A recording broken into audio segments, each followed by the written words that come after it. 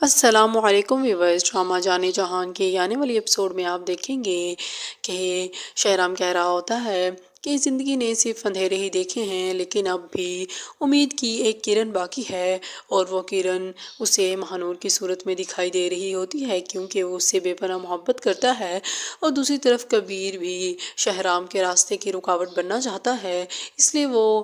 جمال صاحب سے کہتا ہے کہ آپ الیکشن کمپین کی تیاری شروع کر دیں اور شہرام کی طرف سے بالکل فکر مند نہ ہوں، اسے میں دیکھ لوں گا۔ اور دوسری طرف مہنور شاپنگ کے لیے آئی ہوئی ہوتی ہے اور وہیں پہ کشور آ جاتی ہے اور کہتی ہے کہ بہت اونچی پرواز ہو گئی ہے تمہاری، اور یہ سب تمہیں حویلی کے وسیلے سے ملی ہے۔ پھر مہنور بھی اسے جواب دیتے ہوئے کہتی ہے کہ